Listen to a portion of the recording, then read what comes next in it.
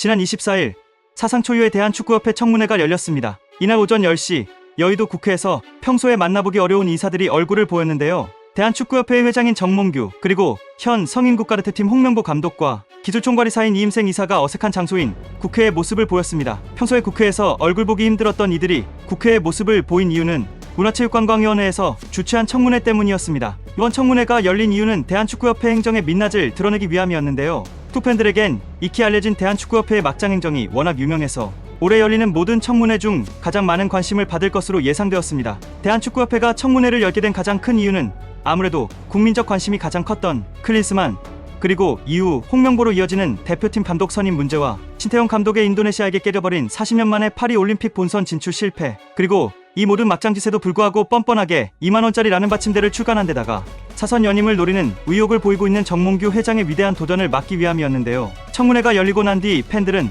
혼돈의 도가니탕이었습니다. 그야말로 못한다 말만 들었지 이 정도로 막장일 거라고는 차마 예상하지 못했던 축구팬들이 다수였습니다. 축구협회는 본인이 억울하다면 최대한 자료를 준비해서 청문회에서 잘 소명을 해야 하는 게 마땅한데 요청한 자료는 준비하지도 않으면서 A사용지 6장짜리 반성문만 덩그러니 던져놓아 안 그래도 자료가 없어 청문회 준비가 어려웠던 국회의원들의 속을 뒤집었습니다. 그러나 이건 약과에 불과했습니다. 국회의원들이 요청했던 홍명보, 거스포에, 다리트 바그너 최종 감독 후보 3인의 정당성 평가 자료에 대해서는 고작 한 장의 PPT 파일만 보냈습니다. 더불어민주당의 강유정 의원은 중학생도 이것보다는 잘 만든다 라며 질타했습니다. 게다가 정몽규 회장의 새로운 문제까지 밝혀졌는데요. 국민의힘 배현진 의원은 정몽규 회장이 축구협회를 사유화하고 있는 의혹을 들춰내었습니다. 특히 이중 천안 축구센터 건립과 정몽규 회장이 소유한 HDC와 유착관계를 제기하였는데요. 처음에는 나름대로 웃으면서 답하던 정몽규 회장도 이 질문에는 당혹을 감추지 못하였습니다. 만약 이것이 사실로 밝혀질 경우 축구협회 회장이 문제가 아닌 배임 횡령건으로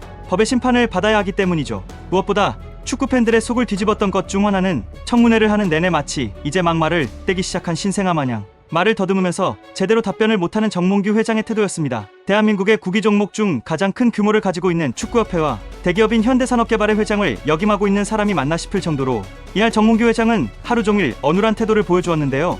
이게 만약 대답을 회피하기 위한 연기라고 한다면 오스카상을 줘도 모자라지 않을 것 같습니다. 한편 이날 청문회의 결과는 연달아 일본에서도 나름 화제가 되었는데요. 현재 축구 국가대표팀 감독인 홍명보는 이전에 일본에서도 선수 생활을 하여 나름 인지도가 있는 데다가 무엇보다 축구협회가 청문회에 참석한 것 자체가 전례에 드문 일이기 때문입니다. 또한 일본 축구팬들은 현재의 일본 축구협회에 만족하고 있는데요. 일본 축구 대표팀이 이뤄낸 최근 성과를 보면 충분히 만족할 만하기 때문입니다. 2000년 이후를 놓고 보더라도 일본은 아시안컵에서 총 3회 우승했을 뿐만 아니라 가장 최근의 월드컵에서도 독일과 스페인을 대등한 경기력으로 연이어 잡아내며 16강에 안착한 만큼 경기력과 성적 모두 좋은 성과를 나타내고 있기 때문입니다. 일본 축구팬들은 대한축구협회와 일본 축구협회를 비교하며 다음과 같은 댓글을 남겼는데요. 솔직히 지금의 KFA와 비교하면 JFA는 그냥 정상적이라고 말하고 싶을 정도로 차이가 난다. 한국 축구업계에 있는 관습에 대한 비판은 예전부터 계속 있어 왔다. 감독 인사뿐만 아니라 선수 육성에 있어서도 선수들의 성장을 저해하고 있다는 말이 한국 국내 일부 지도자층에서도 나왔었지. 그래도 한국이 월드컵에 출전할 수 있었기 때문에 근본적인 개선 없이 여기까지 왔지만 이제 드디어 그 한계가 온 것 같아.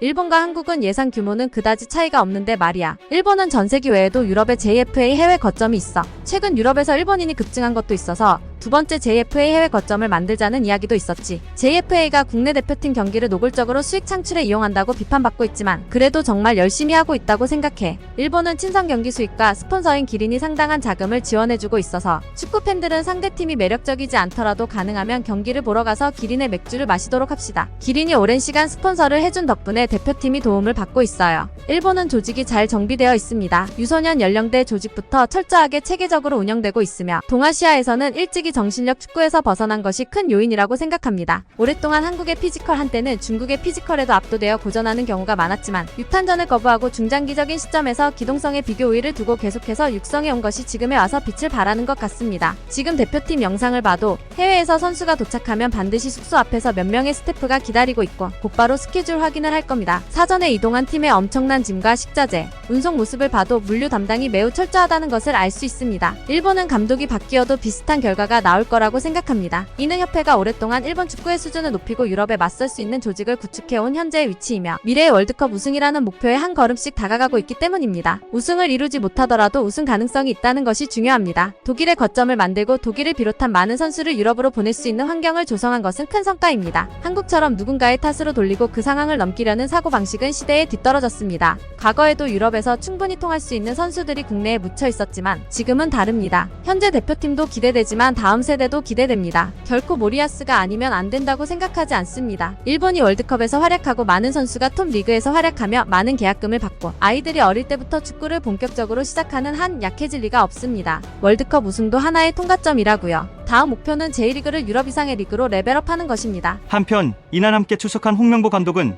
자신을 선임하는 절차상의 오류는 있어 보인다면서도 정강위에서 나를 1순위로 선정한 것으로 전달받고 봉사와 희생정신으로 감독직을 수락했다는 발언을 하였는데요. 그뿐만 아니라 자신의 감독 선임은 문제가 없고 사퇴하지 않겠다는 의사를 밝혀 말의 앞뒤가 맞지 않는 해명에 축구팬들의 염장을 질렀습니다. 일부 일본 올드 축구팬들은 홍명보를 알아보며 홍명보의 발언에 대해 다음과 같은 댓글을 남겼는데요. 이 사람은 좋아할 수가 없어. 예전에 일본 클럽에서 뛰고 있을 때는 마치 자신이 친일파인 것처럼 행동했지. 하지만 일단 일본을 떠나면 반일적으로 돌변해. 일본에서 뛰었던 한국인들에게 자주 있는 패턴이야. 홍명보는 협회와 클린스만의 뒷수습을 맡고 있었네. 서포터들과 미디어로부터 심한 비난을 받고 있는 건 불쌍하다. 한국인들은 손흥민이나 이강인, 박지성이 그랬던 것처럼 세계에 통하는 한국인 스타 대부분이 한국 축구의 토양에서 성장하지 않았다는 현실을 직시해야 할 것이다. JFA도 칭찬받을 조직은 아니지만 클럽 수준의 육성이나 선수들의 해외 진출에 대한 관용이 일본 선수들의 질을 높이고 있다. 한국이 그 점을 깨닫고 실천한다고 해도 10년이나 그 정도로는 이 격차를 줄일 수 없을 것이다. 일본 축구도 어쩌면 홍명보처럼 선수들의 기량에 의존하는 걸 수도 있고 사실 훈련 기간도 제한되어 있고 클럽과의 조율도 있는 상황에서 전술을 완전히 익히게 하는 건 명감독이라도 어려운 일이지. 괜히 복잡하게 하기보다는 최소한의 약속 몇 가지를 정하고 선수들의 기량에 맡기는 편이 낫다고 생각해. 물론 경기 중 교체나 포메이션 변경 같은 최소한의 수정 능력은 필요하지만 뛰어난 전적을 자랑하는 플리기 전술을 너무 복잡하게 만든 탓에 독일이 연패하고 결국 감독 교체까지 이루어진 거야. 대표팀 감독은 전술가보다는 팀 내의 조화를 유지하면서 나머지는 선수들의 기량에 맡겨서 싸우는 게 훨씬 간단하면서도 강력하지. 지난 월드컵의 프랑스와 아르헨티나도 그랬지. 복잡한 전술은 쓰지 않고 메시와 음바페로 맞붙었잖아. 그뿐만 아니라 이임생 이사가 홍명보 감독을 만나 대표팀 감독을 부탁한 곳이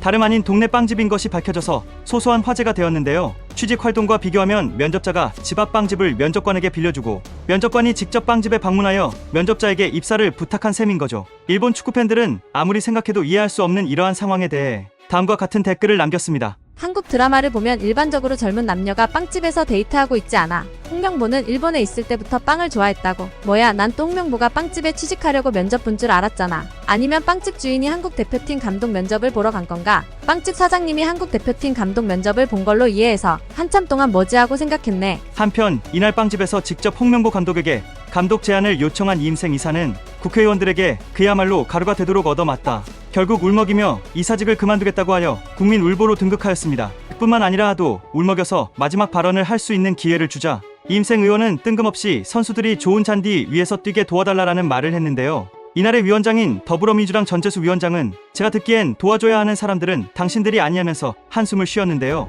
이어서 여당, 야당, 정부가 한 목소리로 질타하는 모습은 10년간 국회에 있으면서 처음이라는 발언을 하였습니다. 그 외에도 현직 축구협회장과 국가대표팀 감독이 눈앞에 있는데도 불구하고 소진 발언을 하여 국민들의 속을 긁어준 박문성 해설위원도 화제가 되었는데요. 축구협회로부터 불이익을 받을 수 있음에도 두려움 없이 당당히 신랄한 비판을 하여 많은 축구팬들에게 호평을 받았습니다. 이외에도 당당하게 축구협회의 속사정을 밝힌 박주호 정강희 위원 역시 많은 주목을 받았습니다. 참고로 박문성 해설위원이 운영하는 유튜브 채널은 달순의 라이브인데요. 이미 많은 분들이 구독하셨겠지만 혹시나 아직 안 하신 분들을 위해 한 번 더 알려드립니다. 마지막으로 일부 불법 스포츠 도박 사이트에서 청문회를 생중계하면서 이임생 기술이사가 청문회 도중 눈물을 흘린다 또는 안 흘린다에 대한 배팅이 이루어지는 등 우픈 사건이 발생하였습니다. 한편 다음 달 10일과 15일에는 각각 요르단과 이라크와의 월드컵 예선 경기를 앞두고 있는데요. 대한민국이 속한 조에 사실상 직접적인 월드컵 티켓 경쟁 상대로 평가받고 있는 두 팀인 만큼 절대로 쉽지 않을 경기가 될 것으로 생각됩니다. 요르단의 경우 지난 아시안컵 준결승